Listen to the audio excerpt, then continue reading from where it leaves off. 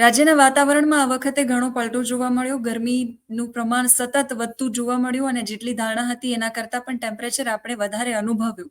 હજુ ગરમીનું તાપમાન વધશે એવી આગાહીઓ કરવામાં આવી છે અને વરસાદ આવો રહેશે કે આ પ્રકારનો વરસાદ છે, વાવાઝોડું આવી શકે છે. આ બધી જ આગાહીઓ છે આપણે ક્યાંક ને ક્યાંક સાંભળતા હોઈએ છીએ અને એટલે જ સત્ય શું છે એ જાણવા માટે આપણી સાથે તમે સ્ક્રીન પર જોઈ રહ્યા હશો હવામાન નિષ્ણાંત પરેશ ગોસ્વામી જોડાયા છે.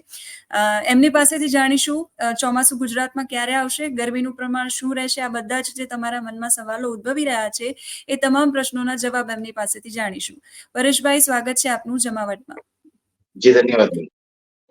પરેશભાઈ, એક તો સૌથી પહેલા આપણે એ ચર્ચા કરીએ કે ગુજરાતની અંદર ચોમાસું ક્યારે બેસશે, કેવું રહેશે, કેટલા પ્રમાણમાં, જે કંઈ પણ એ પ્રશ્નો છે એના પહેલા મારે એ જાણવું છે કે જે રેમલ વાવાઝોડું બાંગ્લાદેશ અને બાજુમાં જ્યાં આવ્યું ખેપાપુરા અને એ જગ્યા ઉપર, તો એ વાવાઝોડાના કારણે એવું કહેવાય રહ્યું છે કે ગુજરાતની અંદર અત્યારે ગરમીનું જે ટેમ્પરેચર ઘટ્યું છે 2 થી 3 ડિગ્રી અથવા તો એના કરતાં વધારે ઓછું, તો એ એના કારણે ઘટ્યું છે કે પછી બીજી કોઈ અસર? અને બીજી વસ્તુ કે અમુક જગ્યાઓ પર ગઈકાલે પરમ દિવસે વરસાદ પડ્યો અને અત્યારે જોરદાર પવન ફૂંકાઈ રહ્યો છે, તો શું આ જે પરિવર્તનો આવી રહ્યા છે વાતાવરણની અંદર એ રેમલ વાવાઝોડાના કારણે છે?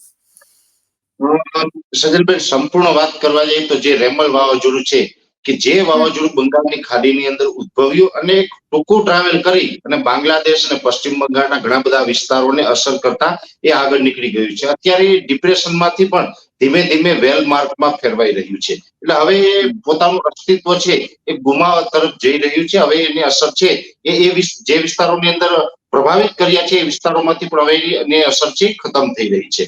હા, એક ચોક્કસથી છે કે આપણા પૂર્વ ભારતના ભાગોની અંદર રેમલ વાવાઝોડાને કારણે ઘણું બધું નુકસાન થયું છે. આ નુકસાનીનું મને અને તમને બધાને આપણે દુઃખ છે. પણ હવે વાત એ કરવાની છે કે ગુજરાત સાથે આનું શું કનેક્શન. સજલબેન, જોવા જઈએ તો ઘણી વખત એવું બનતું હોય કે બંગાળની ખાડીની અંદર કોઈ વાવાઝોડું ઉદ્ભવે તો એને કારણે ગુજરાતની અંદર પવનની સ્પીડ વધતી હોય છે, વાદળછાયું વાતાવરણ થતું હોય અને ઝાપટાઓ પણ પડતા હોય છે. પણ આ વખત રેમલ વાવાઝોડાને કારણે ગુજરાત ઉપર કોઈ અસર જોવા નથી મળી. એમનું કારણ શું કે એક તો આ જે સાયક્લોન હતું રેમલ, એનો એક ટ્રાવેલિંગ ટાઈમ હતો એ ખૂબ ટૂંકો હતો અને જ્યારે પણ એ ઇન્ટેન્સિફાઈ થયું, એ ઇન્ટેન્સિફાઈ થઈને જે ડીપ ડિપ્રેશનમાંથી સાયક્લોન સ્ટ્રોમ બન્યું, સાયક્લોન સ્ટ્રોમમાંથી સિવિયર સાયક્લોનની કેટેગરી સુધી આ ગયું હતું. હવે સિવિયર સાયક્લોનની કેટેગરીમાંથી જો એ વધારે પડતા ઇન્ટેન્સિફાઈ થઈ અને જો ઊંચું તાપમાન મળ્યું હોત તો રેમલ વાવાઝોડું છે વેરી સિવિયર સાયક્લોનની કેટેગરી પ્રાપ્ત કરે. અને જો વેરી સિવિયર સાયક્લોનની કેટેગરી પ્રાપ્ત કરે તો ચોક્કસથી ગુજરાત સુધી પણ એની કોઈ અસર થાય તેવી શક્યતાઓ હતી. પણ આ વખતે બંગાળની ખાડીની અંદર જે વિસ્તારોમાંથી રેમલ વાવાઝોડાએ જે ટ્રાવેલ કર્યું છે એ વિસ્તારોને એની એ વિસ્તારોની અંદર ખૂબ ઊંચું તાપમાન જે મળવું જોઈએ મળ્યું નથી. એટલે એની એનર્જી છે એ પૂરતા પ્રમાણમાં ન મળી. એમને કારણે એ વેરી સિવિયર સાયક્લોનની કેટેગરી સુધી ન ગયું અને એ સિવિયર સાયક્લોનની કેટેગરીમાં જ લેન્ડફોલ થયું છે. એટલે આની અસર ગુજરાત ઉપર જોવા નથી મળી. હા, એક ચોક્કસથી છે કે અત્યારે જે પ્રકારે ગુજરાતના અમુક વિસ્તારોની અંદર વાદળછાયું વાતાવરણ છે, અમુક ગુજરાતના ગ્રામ્ય વિસ્તારોની અંદર છૂટાછવાયા કે ઝાપટા પણ નોંધાયા હશે અને પવનની સ્પીડ છે એ નોર્મલ કરતા અત્યારે વધીને 25 થી 30 કિલોમીટર પ્રતિ કલાકની ઝડપે પવન ચાલી રહ્યો છે. એટલે અત્યારે જે ગુજરાતમાં અસર છે તે રેમલ વાવાઝોડાની નથી, પણ જેવી રીતે સતત 2 અઠવાડિયા સુધી ગુજરાતની અંદર હીટવેવનો માહોલ જોવા મળ્યો અને તાપમાન છે એ 42 થી લઈને 44 ડિગ્રીની રેન્જમાં અને અમુક વિસ્તારો એવા હતા એટલે કે 12 થી 14 સેન્ટર એવા હતા જ્યાં તાપમાન છે એ 46 ડિગ્રી અને 46 ડિગ્રી કરતા પણ ઉપર નોંધાયું હતું. એટલે સતત વધતું તાપમાન હતું. નૈઋત્યનું ચોમાસું છે એ ધીમે ધીમે ઉત્તર અને ઉત્તર પશ્ચિમ તરફ ગતિ કરી રહ્યું છે, જેને કારણે અત્યારે એક જે હવામાનમાં પલટો આવે એ માટે અરબી સમુદ્ર અને જે હિન્દ મહાસાગરના પાર્ટ છે એ તમામ પાર્ટ છે ચોમાસાને આગળ ધપાવવા માટે ફેવરેબલ છે. જેને કારણે ઊંચું તાપમાન હતું એમાં વધારે પડતા ગરમીને કારણે આપણી ઉપર ક્યાંય એક શિયર ઝોન બન્યો છે, વાદળછાયું વાતાવરણ થયું છે અને જ્યાં અતિ ઘાટિયા વાદળ થયા છે એ વિસ્તારોમાં ઝાપટા પણ પડે. બીજી વાત એ છે કે સતત 2 અઠવાડિયા સુધી જે આપણે ઊંચું તાપમાન રહ્યું છે, હીટવેવનો માહોલ હતો, એ દરમિયાન ઉત્તર પશ્ચિમના પવનો હતા એટલે કે જે આપણે આરબ તરફથી જે પવનો આવે છે એ દિશાના પવનો હતા, જેને કારણે હીટવેવમાંથી આપણે રાહત નથી મળતી. પણ ખાસ કરીને હવે ધીમે ધીમે કેરળ તરફ જે ચોમાસું આગળ વધી રહ્યું છે જેને કારણે પવનની દિશા બદલાઈ રહી છે. એટલે અત્યારે મોટા ભાગના વિસ્તારોની અંદર પશ્ચિમના પવનો થઈ રહ્યા છે અને પશ્ચિમના પવનોને કારણે જે ઉત્તર પશ્ચિમના પવનો હતા એની જગ્યાએ પશ્ચિમના પવનો થયા છે, જેને કારણે પણ રાજ્યના અમુક વિસ્તારોની અંદર વાદળછાયું વાતાવરણ થયું અને જેને કારણે તાપમાનમાં પણ ઘટાડો થયો છે અને પવનની સ્પીડ છે એ ડાયરેક્ટ એમાં વધારો થયો છે. એટલે આ પવનની સ્પીડ વધવી, વાદળછાયું વાતાવરણ થવું અને તાપમાન ઘટવું, એની પાછળ ખાસ જો કોઈ મહત્વનો રોલ ભજવતું હોય અત્યારે તો એ છે પવનની સ્પીડ અને પવનની દિશાઓ. હવે આ પવનની દિશાઓ છે એ બદલાણી છે, જેને કારણે ગુજરાતની અંદર ગરમીમાંથી પણ રાહત મળી અને વાતાવરણમાં છે આપણે પલટો જોઈ રહ્યા છે. હવે બીજી વાત કરવાની છે કે જેવી રીતે અત્યારે નૈઋત્યનું ચોમાસું છે એ હવે લગભગ ગણતરીના કલાકોની અંદર IMD એટલે કે ઇન્ડિયન મિટિયોરોલોજી ડિપાર્ટમેન્ટ, આપણું જે કેન્દ્રીય હવામાન વિભાગ છે, એ કદાચ જાહેરાત કરી શકે છે કે કેરળની અંદર ચોમાસું હવે પહોંચી ગયું છે. જો કે એને હું આગળના સમયમાં હું તમને સમજાવું છું કે એની અંદર શું ક્રાઇટેરિયા છે, અત્યારે કેટલા ક્રાઇટેરિયા ફૂલફિલ થયા છે. પણ ખાસ કરીને જે નૈઋત્યનું ચોમાસું છે એ જ્યાં આગળ વધતું હોય ત્યારે ગુજરાતની અંદર પ્રી મોન્સૂન એક્ટિવિટી જોવા મળતી હોય છે અને એમાં પણ 25 થી 30 મેનો જે સમયગાળો એવો છે, આ સમયગાળાની અંદર આપણે નોંધ કરવા જઈએ તો 10 વર્ષની અંદર તમે કોઈ પણ 10 વર્ષ લેશો સેજલબેન, 10 વર્ષની અંદર 7 થી 8 વર્ષ એવા હોય છે કે જેમાં 25 થી 30 મે વચ્ચે પ્રી મોન્સૂન એક્ટિવિટી થાય. માત્ર 2 થી 3 વર્ષ જ એવા હોય 10 વર્ષની અંદર કે એમાં પ્રી મોન્સૂન એક્ટિવિટી 25 થી 30 મે માં નથી થતી. એટલે 25 થી 30 મે માં કોઈ જગ્યાએ પ્રી મોન્સૂન એક્ટિવિટી થાય એ પણ એક જે વેધર સાયકલનો એક પાર્ટ છે એ સત્ય છે,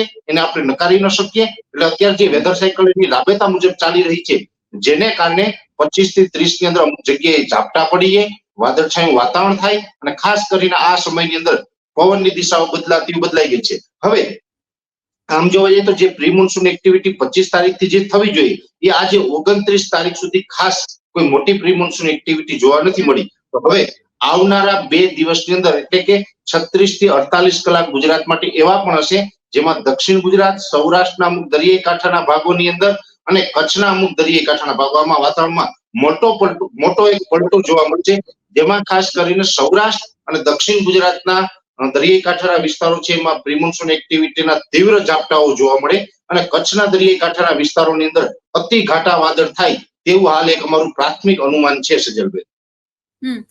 પરેશભાઈ, ચોમાસા પર જઈએ એના પહેલા એ જાણવું છે કે ગરમીનું તાપમાન અત્યારે જે રીતે આપણે કહ્યું કે વેધર સાયકલ અને જે પવનની દિશા છે ખાસ તો એ બદલાય એના કારણે આ પરિવર્તન આવ્યું છે અને ગરમીથી લોકોને રાહત મળી છે. 45 ડિગ્રી સુધી આપણે ટેમ્પરેચર જોયું છે. હવે શું ફરી પાછું એ ગરમીનો અનુભવ થશે કે હવે પછી પ્રી મોન્સૂન એક્ટિવિટી જે છે એ શરૂ થશે અને પછી ચોમાસું આવી જશે તો એ ગરમી જે આપણે પહેલા ફીલ કરી છે એ હવે નહીં અનુભવાય? એટલું ચોક્કસથી કહી શકાય કે હજી આપણે એક વખત હીટ જોવા મળશે, પણ એ હીટ વેવ છે એ જે હમણાં છેલ્લા 2 અઠવાડિયા દરમિયાન જોવા મળતી હતી એવી એકદમ તીવ્ર હીટ વેવ નહીં હોય, એટલે કે એક્સ્ટ્રીમલી જોવા નહીં મળે. પણ ચોક્કસથી એટલું કહી શકાય કે 3 જૂનથી લઈ અને 8 જૂનનો જે સમયગાળો છે એમાં ફરીથી એક વખત તાપમાન છે એ 40 ડિગ્રી કરતા ઉપર જાય તેવી શક્યતાઓ છે. આમ જોવા જઈએ તો જે સજલબેન અત્યારે છેલ્લા 2-3 દિવસથી તાપમાન છે નીચું આવ્યું, એટલે રાજ્યના મોટા ભાગના વિસ્તારોની અંદર તાપમાન છે એ 40 ડિગ્રી કરતા અંદર આવી ગયું છે અને અત્યારે એવરેજ જોવા જઈએ તો રાજ્યના અલગ અલગ વિસ્તારો મુજબ 36 થી લઈને 39 ડિગ્રીની રેન્જમાં તાપમાન ચાલી રહ્યું છે. કોઈ જગ્યાએ 36 હશે, કોઈ જગ્યાએ 37 અને મેક્સિમમ તાપમાન છે એ 39 ડિગ્રી સુધી આપણે જોવા મળતું હશે. આ એવરેજ તાપમાન અત્યારે 36 થી 39 ડિગ્રીની રેન્જમાં ચાલી રહ્યું છે. પણ અત્યારે હ્યુમિડિટી છે એમાં વધારો થતો હોય, જેમ જેમ નૈઋત્યનું ચોમાસું છે એ ગુજરાતથી નજીક આવે એમ હ્યુમિડિટી વધતી જાય, જેને કારણે આપણે ફીલ લાઈક કહેવાય છે એ આપણે વધારે થાય છે. તાપમાન અત્યારે કદાચ 39 ડિગ્રી હોય ને તો તમને 43 ડિગ્રીનો અનુભવ કરાવે, ફિલિંગ તમને 43 ડિગ્રીને આવે. શું કામ? કેમ કે હ્યુમિડિટી વધી જાય એટલે એકદમ ઉકળાટ અને બફારો છે એમાં વધારો થતો હોય છે. એટલે ઉકળાટ અને બફારો છે એ ખૂબ વધવાનો છે. એ સાથે 2 જૂનથી લઈ અને 2 થી 3 વધીને 3 જૂન સુધીમાં ફરીથી એક વખત તાપમાન ઊંચું જશે અને એ તાપમાન છે 8 જૂન સુધી ચાલે તેવી શક્યતાઓ છે. એટલે 3 થી 8 જૂન વચ્ચે જે તાપમાન ઊંચું જશે એમાં 40 ડિગ્રી કરતા વધારે થશે. પણ જે છેલ્લા 2 અઠવાડિયામાં જેવી રીતે 44 ડિગ્રી, 45 ડિગ્રી, 46 ડિગ્રી હતું એવું નહીં, પણ એટલું ચોક્કસથી કહી શકાય કે 41-42 ડિગ્રી આસપાસ તાપમાન આવે તેવી શક્યતાઓ છે. હવે 41-42 ડિગ્રી આસપાસ તાપમાન આવશે અને એની સાથે હવે હ્યુમિડિટી સતત વધી રહી છે, જેને કારણે આપણે જેનું ફીલ આવવી જોઈએ એ ફીલ આપણે લગભગ 44-45 ડિગ્રી જેવી આવશે. તાપમાન 41-42 હશે પણ આપણે ફીલ છે એ વધારે થાય તેવી શક્યતાઓ છે. અને હવે એ માત્ર એક છેલ્લો રાઉન્ડ હશે કે આ જે 3 થી 8 જૂનનો રાઉન્ડ છે એ આપણે ગરમી માટે છેલ્લો રાઉન્ડ ગણવાનો છે. એ પછી કોઈ મોટો હીટ વેવ અથવા તો ગરમીનો માહોલ જોવા મળે તેવી શક્યતાઓ નથી. એ પછીનું જે તાપમાન છે તે 40 ડિગ્રીની અંદર જ જોવા મળશે. અને એ પછી જૂન મહિનામાં ધીમે ધીમે ચોમાસાની શરૂઆત થઈ જશે અને ખાસ કરીને વાદળો આવી જશે એટલે OLR માં ઘટાડો થઈ જશે. અને OLR માં ઘટાડો થશે એટલે ખાસ કરીને જે ઉકળાટ અને બફારો હોય છે એ સતત આપણે લગભગ જુલાઈના પહેલા અઠવાડિયા સુધી જોવા મળશે. જુલાઈના પહેલા અઠવાડિયા પછીથી વાતાવરણ ઠંડુ થશે ત્યાં સુધી ઉકળાટ બફારો રહેશે પણ તાપમાન છે એ નીચું જોવા મળે તેવી શક્યતાઓ છે સજ્જનભાઈ. પરેશભાઈ, હવે આપણે ચોમાસા પર જઈએ. જે આગાહીકારો છે અગાઉથી આગાહી કરતા હોય છે, તમારા પણ અમે ઘણા વિડીયોઝ અને એ દર્શકો સુધી પહોંચાડતા હોઈએ છીએ. ખાસ બધાને એ જાણવાની ઈચ્છા છે કે આ વખતનું ચોમાસું છે એ ગુજરાતમાં ક્યારે આવશે. મોસ્ટલી તો 14-15 તારીખ આસપાસ આપણે ત્યાં આવતું હોય છે, કેરળ પછી મુંબઈ પછી આપણે ત્યાં. અને આ 60 આગાહીકારો જે જુનાગઢની અંદર હતા એમણે પણ એક આગાહી કરી હતી કે આ વખતે 12 થી 14 આની વરસાદ રહેશે, 16 આની વરસાદ નહીં રહે. તો મારે આપની પાસેથી એ પણ જાણવું છે કે ચોમાસું ક્યારે આવશે અને આ વખતે ગુજરાતનું ચોમાસું કેવું રહેશે. સૌપ્રથમ તો વાત છે કે 12 આની અથવા તો 14 આની, એટલે એની અંદર સ્પષ્ટ મારું વ્યક્તિગત જે પ્રિડિક્શન છે મુજબ હું એમ કહું કે 16 આની નહીં પણ 16.25 આની આપણે આ વર્ષ ગણવાનું છે. એટલે ખૂબ સારું આ વર્ષ રહેવાનું છે, એમાં કોઈ શંકાને સ્થાન નથી. શું કામ રહેવાનું છે એ પણ મને આપને સમજાવવાનું છે. પણ સૌપ્રથમ હું આપને જવાબ આપી દઉં કે ગુજરાતમાં ક્યારે ચોમાસું આવશે. અત્યારે જોવા જઈએ તો ચોમાસું છે એ જે IMD અને જે આપણા ક્રાઇટેરિયા નક્કી કરેલા છે એ ક્રાઇટેરિયાઓ મુજબ ચોમાસું છે તે ઉત્તર શ્રીલંકાના ભાગો અને રામસેતુ આસપાસ ચોમાસું પહોંચી ગયું છે. એમાં પણ ખાસ કરીને ગઈકાલે જે અરબી સમુદ્રનો જેનો એક લાઈન છે એ લાઈન થોડીક વધારે આગળ પણ ચાલી છે. એટલે મને એવું લાગે છે કે હવે ગણતરીના કલાકોમાં ગમે ત્યારે IMD કેન્દ્રીય હવામાન વિભાગ છે એના તરફથી જાહેરાત કરવામાં આવશે કે કેરળની અંદર ચોમાસાનો પ્રવેશ થઈ ગયો છે. જો કે ઘણા બધા મિત્રોને સિદ્ધલબેન પ્રશ્ન હશે, ન્યૂઝમાં જેવી રીતે ગુજરાતના હરેક જિલ્લામાં, હરેક ગામમાં અને હરેક ઘરની અંદર જમાવટ જેવી ન્યૂઝ ચેનલ જોવાઈ રહી છે, જમાવટના માધ્યમથી પણ ઘણા બધા લોકોને મેસેજ પ્રાપ્ત થયા હશે કે કેરળની અંદર સતત 1 અઠવાડિયાથી ધોધમાર વરસાદ પડી રહ્યો છે. છતાં પણ લોકોને એમ હશે કે ધોધમાર વરસાદ કેરળમાં સતત 1 અઠવાડિયાથી પડી રહ્યો છે, છતાં પણ કેરળની અંદર ચોમાસું નથી બેઠું, આવું કેમ? આ પ્રશ્ન સ્વાભાવિક રીતે કોઈ પણ થઈ શકે છે. ત્યારે હું આપને જણાવી દઉં કે સતત વરસાદ છે એ થઈ રહ્યો છે, પણ IMD એટલે જે આપણું કેન્દ્રીય હવામાન વિભાગ છે, ઇન્ડિયન મિટિયોલોજી ડિપાર્ટમેન્ટ, એના તરફથી 3 મહત્વના ક્રાઇટેરિયા છે. પછી ગૌણ ક્રાઇટેરિયા છે એના ઉપર બહુ ધ્યાન આપવામાં નથી આવતું. મહત્વના 3 ક્રાઇટેરિયા છે એની અંદર જે 14 સેન્ટર નક્કી કરવામાં આવેલા છે. 14 સેન્ટરની અંદર જેના 14 અલગ અલગ પ્રકારના જે સ્ટેશનો છે, સિટી છે, એની અંદર સતત 2 દિવસ સુધી 2 મિલીમીટર કરતા વધારે વરસાદ પડવો જોઈએ. આ પહેલો ક્રાઇટેરિયા છે. એ ક્રાઇટેરિયા ઘણા દિવસથી પૂર્ણ થઈ ગયો છે. બીજો ક્રાઇટેરિયા છે, મેં જમાવટના માધ્યમથી આની પહેલા પણ વાત કરી હતી કે પશ્ચિમ દિશાના પવનો છે એ કેરળના દરિયાકાંઠે સંપૂર્ણપણે પશ્ચિમનો પવન ફૂંકાવો જોઈએ અને એ પવનની સ્પીડ છે એ 15 kT ની હોવી જોઈએ. પશ્ચિમનો પવન ને 15 kT એટલે 35 કિલોમીટર પ્રતિ કલાકની ઝડપે પવન ફૂંકાવો જોઈએ. હવે એ પવનો છે એ છેલ્લા 1 અઠવાડિયાથી આ પવનો જોવા મળતા ન હતા. કેરળના દરિયાકાંઠે જે પવનની સ્પીડ હતી એ થોડીક ઓછી હતી, એ સાથેની દિશા છે ઉત્તર પશ્ચિમની હતી. પણ હવે મારું એવું માનવું છે કે આ દિશાઓ છે એમાં ઘણો બધો બદલાવ આવ્યો છે. એટલે હવે ગમે ત્યારે આ દિશાઓ અને પવનની સ્પીડ છે એ કેરળની અંદર સેટ થઈ જશે. અને ત્રીજો ક્રાઇટેરિયો મહત્વનો છે એ છે OLR. OLR નું ફૂલ ફોર્મ થાય આઉટગોઈંગ લોંગ વેવ રેડિયેશન. હવે આ આઉટગોઈંગ લોંગ વેવ રેડિયેશન છે એ શું છે તો કે જેવી રીતે સૂર્યપ્રકાશ છે, સૂર્યના કિરણો જમીન ઉપર આવે, સૂર્યપ્રકાશ જમીન ઉપર આવે અને એ પ્રકાશનું રિફ્લેક્શન થતું હોય છે. નોર્મલ દિવસની અંદર આ સૂર્યપ્રકાશનું જે રિફ્લેક્શન હોય એ પ્રકાશને રિટર્ન જવાની જે ક્રિયા છે એ 300 G આસપાસ હોય. જ્યારે નૈઋત્યનું ચોમાસું છે એ બેસી જાય એટલે કે જે 300 G આસપાસ પવનનું જે રિફ્લેક્શન છે એ ઘટી અને 200 G કરતા પણ નીચું આવી જાય એટલે રિફ્લેક્શન છે એ ઘટી જાય. એટલે આ ત્રીજો ક્રાઇટેરિયો પૂર્ણ થયો કહેવાય. હવે આ રિફ્લેક્શન ક્યારે ઘટે સજલબેન? તો કે જ્યારે કેરળ ઉપર સંપૂર્ણપણે વાદળ છવાઈ જાય, એકદમ ઘાટા વાદળ થાય અને એકદમ વરસાદી માહોલ હોય ત્યારે OLR છે કમ્પ્લીટ થઈ જાય, પ્રકાશનું જે રિફ્લેક્શન છે ઘટી જાય. આજની તારીખે હું આપને વાત કરું તો જેવી રીતે 1 અઠવાડિયાથી વરસાદ પડી રહ્યો છે એટલે એના જે 14 માંથી 60% વિસ્તારો કરતા પણ વધારે વિસ્તારની અંદર 2 મિલીમીટર કરતા પણ વધારે વરસાદ નોંધાઈ ચૂક્યો છે. એ ક્રાઇટેરિયો પૂર્ણ થઈ ગયો છે. આજની તારીખે મારું વ્યક્તિગત પ્રિડિક્શન એવું માનવું છે કે OLR છે કેરળની અંદર કમ્પ્લીટ થઈ ગયો છે. પવનની સ્પીડ પણ લગભગ આ સાંજ સુધીમાં સેટ થઈ એવું લાગે. પછી સંપૂર્ણપણે અધિકાર છે એ IMD ને છે.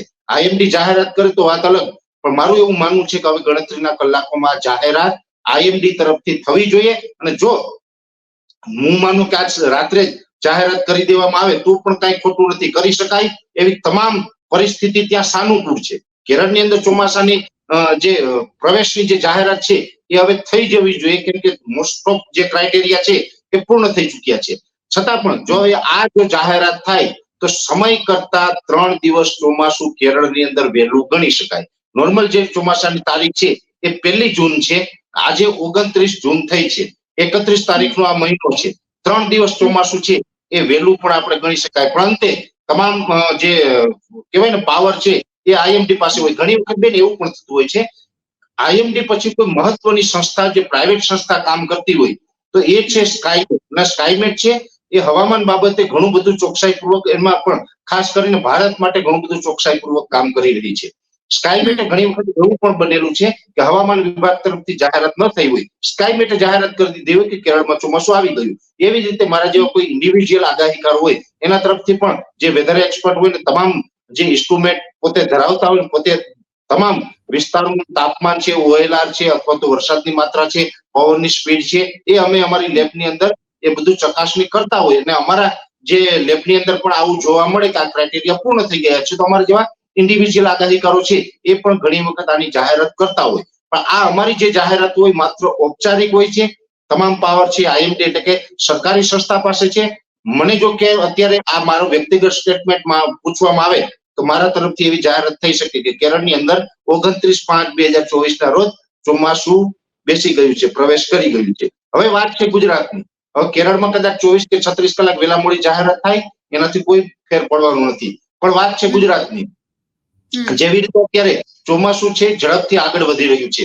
19 મે 2024 અને રવિવારના રોજ આંદોબાર નિકોબાર ટાપુ પર પહેલા ચોમાસું નોંધાયું. એ પછી આજે કેરળ સુધી છે અને હવે ધીમે ધીમે એ જ સ્પીડે નોર્મલ કરતા વહેલું ચોમાસું છે એ મુંબઈ સુધી સતત આગળ વધતું રહેશે. કેમ કે એને આગળ વધવા માટે અરબી સમુદ્ર અને હિન્દ મહાસાગર એ સાથે બંગાળની ખાડીની અંદર અત્યારે એક સાયક્લોન જે હતું, જે રેમલ સાયક્લોન, એ પણ હવે આગળ નીકળી ગયું છે. એટલે તમામ જે દરિયાઈ પટ્ટાઓ છે ભારતની આસપાસના એ ફેવરેબલ કન્ડિશનની અંદર છે. એટલે ચોમાસું ઝડપથી આગળ વધશે, મુંબઈ સુધી ઝડપથી આગળ આવી પણ જશે. મુંબઈની અંદર પણ નોર્મલ તારીખ કરતા કદાચ 2 દિવસ ચોમાસું વહેલું નોંધાય તેવી શક્યતાઓ છે. અને ગુજરાતની અંદર 13, 14 અને 15 આ 3 દિવસમાં ગમે ત્યારે ગુજરાતની અંદર પણ ચોમાસાનો પ્રવેશ થઈ શકે છે. હવે ખાસ દરેક મિત્રો અહીંયા ધ્યાન આપવાનું છે, કેમ કે ગુજરાતના ચોમાસાની વાત છે સેજલબેન, એટલે ગુજરાતની અંદર મોસ્ટ ઓફ જ્યારે પણ ચોમાસાનો પ્રવેશ થાય ત્યારે ચોમાસાને પ્રવેશ કરવા માટેનો મુખ દ્વાર કહેવામાં આવે છે એ દ્વાર છે વલસાડ. વલસાડ જિલ્લાથી ચોમાસાનો પ્રવેશ થતો હોય છે. પણ આ વર્ષે એવું બનશે કે વલસાડની સાથોસાથ સૌરાષ્ટ્રના ભાવનગર, અમરેલી, ગીર સોમનાથ ને જુનાગઢ આ જિલ્લા એવા હશે કે વરસાદની સાથોસાથ સૌરાષ્ટ્રના પણ આ દરિયાઈ કાંઠાના જિલ્લામાં ચોમાસાનો પ્રવેશ થઈ શકે છે. એટલે ચોમાસાનો પ્રવેશ છે એ 13, 14 અને 15 જૂનમાં ગમે ત્યારે વલસાડ અને ગીર સોમનાથ, અમરેલી, ભાવનગર, જુનાગઢ આ વિસ્તારોથી શરૂઆત થઈ જશે. અને છેલ્લું ચોમાસું ક્યાં પહોંચશે તો કે બનાસકાંઠા. શરૂઆત થાય છે આપણે વલસાડથી અને છેલ્લું કવર કરે છે બનાસકાંઠા. બનાસકાંઠા સુધીમાં ચોમાસું પહોંચે ત્યાં સુધીમાં સમય હશે 25 જૂન. એટલે કહી શકાય કે 13 જૂનથી લઈ અને 25 જૂન સુધીમાં રાજ્યના તમામ જિલ્લાને નૈઋત્યનું ચોમાસું છે તે 2024ના વર્ષની અંદર કવર કરી લેશે. અને તે પછી ચોમાસું રાબેતા મુજબ ચાલશે.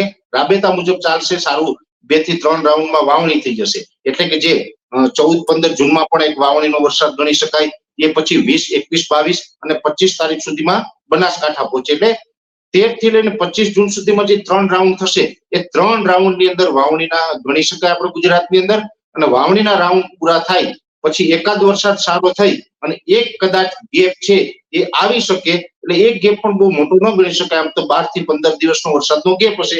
એ પછી ચોમાસું રાબેતા મુજબ ચાલશે. અને મહત્વની વાત હવે એ છે કે જે ખેડૂત ભાઈઓ છે જ્યાં સુધી ગુજરાતી સમજતા જે આપણા કિસાન ભાઈઓ છે જ્યાં સુધી મને વિશ્વાસ છે ત્યાં સુધી જ્યાં જમાવટનો અવાજ પહોંચે છે એ દરેક ખેડૂતોને હું અહીંયા આહવાન કરું છું કે આ વર્ષે વાવેતર કરવામાં ખૂબ કાળજી રાખવાની છે, કેમ કે ચોમાસું ખૂબ લાંબુ ચાલવાનું છે.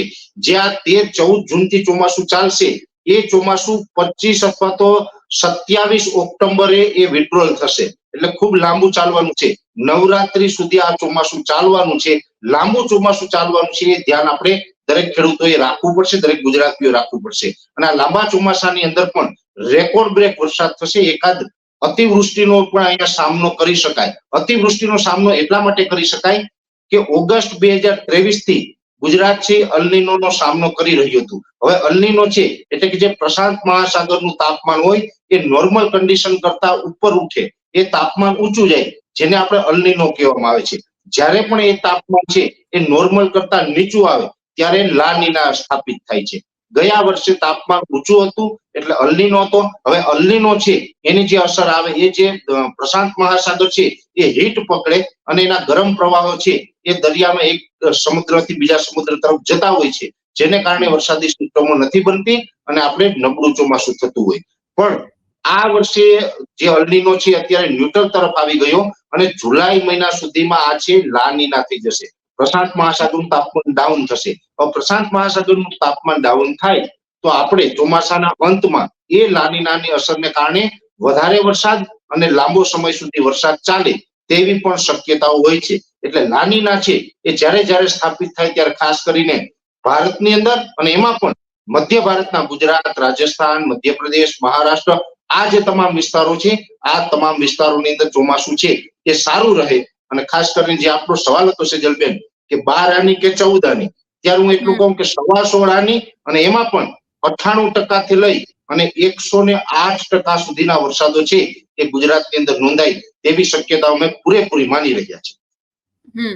આ વખતે ચોમાસું તમે જે રીતે કીધું એ પ્રમાણે જો રહે, સારામાં સારું ચોમાસું રહે, પણ વચ્ચે જ્યારે તમે વાત કરી કે ક્યાંક અતિવૃષ્ટિનો એકાદ રાઉન્ડ અથવા તો ક્યાંક ગેપ આવી શકે છે, તો એ અતિવૃષ્ટિનો રાઉન્ડ આવે અથવા તો ક્યાંક ગેપ આવે તો એ રાજ્યના કયા ભાગના ખેડૂતોને એ સમય દરમિયાન ખૂબ ધ્યાન રાખવું પડશે. કારણ કે ખેડૂત જ્યારે ખેતી કરતો હોય તો આશા એની સૌથી વધારે વરસાદ પર એની નિર્ભર હોય અને એ જાણવાની એને વધારે ઉત્સુકતા હોય કે ભાઈ મારા શહેરમાં કે મારા ગામમાં શું થશે એમ. તો જો એની આગાહી તમે કરી શકો કે ભાઈ એ ભાગની અંદર અથવા તો ક્યાંક વધારે પડતો વરસાદ પડશે તો એ કયા ભાગના ખેડૂતોને ધ્યાન રાખવું પડશે? ખાસ કરીને મહત્વની વાત આમાં વચ્ચે એ કીધી છે કે જુલાઈ મહિનામાં લાનીના થાય તેવી શક્યતાઓ છે. હવે આ લાનીના થશે, અલ્નીનો ને લાનીના છે બંને એક સાથે ના હોય. મેં આપણે કીધું એમ પ્રશાંત મહાસાગરનું તાપમાન ઉપર હોય તો એ અલ્નીનો છે, જો એ ડાઉન થાય તો લાનીના થાય છે, બરાબર છે. અને નોર્મલ હોય ન્યુટ્રલ કહેવાય છે ને. આ વખતે લાનીના થશે એ સાથે બીજા પણ પેરામીટરો છે જેની અંદર શોર્ટ ટાઈમ જે પેરામીટરો હોય એ જે તે સમયે એનું પ્રિડિક્શન થઈ શકે, જેને કહેવામાં આવે છે MJO એટલે મિડલ જુલર ઓશન. બીજું એક છે જેનું લાંબા ગાળાનું અનુમાન કરી શકાય એ છે IOD જે છે ઇન્ડિયન ઓશન ડાયપોલ. હવે આ ઇન્ડિયન ઓશન ડાયપોલ શું છે તો કે શ્રીલંકાથી નીચેનો જે આપણું સમુદ્ર છે હિન્દ મહાસાગર, જે ભૂમધ્ય રેખાઓ કહેવાય છે, પૃથ્વીની મધ્ય રેખા છે ત્યાંથી નીચેનો જે સમુદ્ર છે એનું તાપમાન એ ડાઉન જાય છે કે ઉપર જાય છે તેના ઉપર પણ મહત્વનો રોલ ભજવે છે ચોમાસું. કેમ કે એ જે શ્રીલંકાથી નીચેનો ભૂમધ્ય રેખા નીચેનો જે સમુદ્ર છે એ સમુદ્રમાં હીટ હોય, ગરમ થાય અને એનું જે હીટ છે એ સીધી બંગાળની ખાડી અને અરબ સાગર સુધી આવે છે અને એને કારણે પણ આપણે સારી સિસ્ટમો બનતી હોય છે. હવે હું આપને જણાવી દઉં ગુજરાતની અંદર વરસાદ ક્યાંથી આવશે. તમે ગમે ત્યારે ભારતના ઇતિહાસમાં તમે કોઈ પણ પ્રિડિક્શન લઈ લો અથવા તો કોઈ પણ રેકોર્ડ લઈ લેશો, બે જ રસ્તા એવા હશે કે જ્યાં આપણે ગુજરાતને ચોમાસા દરમિયાન વરસાદ આપી શકશે. એક રસ્તો એ છે કે બંગાળની ખાડી. મોટા ભાગે જોવા જઈએ તો બંગાળની ખાડીમાંથી જે સિસ્ટમો બને અને એ સિસ્ટમો છે એ ઘણી વખત ઓરિસ્સા, મધ્યપ્રદેશ થઈ અને રાજસ્થાન થઈને દિલ્હી તરફ પણ નીકળતી હોય છે.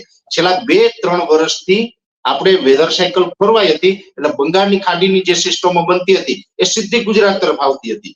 એ આપણે મધ્યપ્રદેશ સુધી ઉત્તર પશ્ચિમ ને ત્યાંથી ઉત્તર તરફ એનો ટ્રેક જવો જોઈએ. એની જગ્યાએ સીધે સીધું કોઈ પણ ટર્ન લાગ્યા વગર બંગાળની ખાડીમાંથી ઉત્પન્ન થઈ અને ઉત્તર પશ્ચિમ તરફથી પસાર થતી હતી. એટલે ગુજરાતને છેલ્લા 3-4 વર્ષ જોવા જઈએ તો ખૂબ એની અસર થઈ અને એને કારણે બંગાળની ખાડીને કારણે વરસાદો થયા. બાકી મોટા ભાગે એવું બનવું જોઈએ કે અરબી સમુદ્રમાં સિસ્ટમ બને ને એનો લાભ ગુજરાતને મળવો જોઈએ.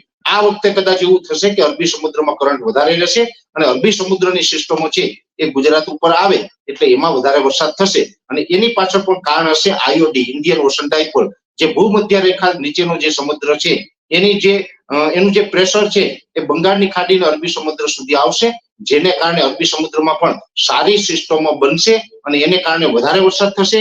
જુલાઈ મહિનામાં લાનીના થવાનું છે એટલે જુલાઈ મહિનાથી લઈ અને 15 ઓગસ્ટ સુધીનો જે સેદલબેન સમય છે એની અંદર બંને વસ્તુ જોવા મળશે. વરસાદનો ગેપ 12 થી 15 દિવસનો ગેપ કહું છું, એ ગેપ અને અતિવૃષ્ટિ આ બંને વસ્તુ આ 45 દિવસના ગાળામાં જોવા મળશે.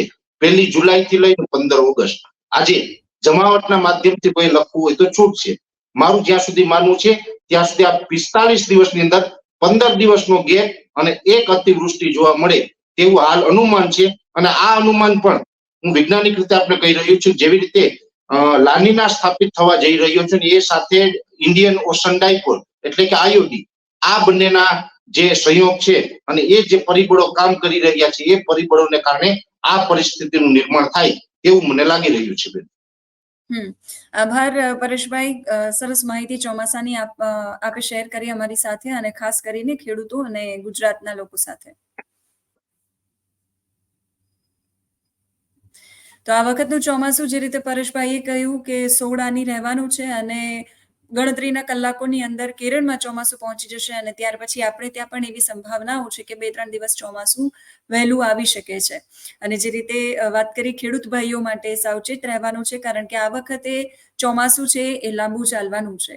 તમારા વિસ્તારની અંદર વાતાવરણમાં કેવા પરિવર્તનો આવી રહ્યા છે, કેવા પ્રકારનું તાપમાન તમે અનુભવી રહ્યા છો, આ તમામ માહિતી તમે કોમેન્ટ લખીને અમારી સાથે શેર કરી શકો છો. અત્યારે આ વિડીયોમાં બસ આટલું જ. નમસ્કાર.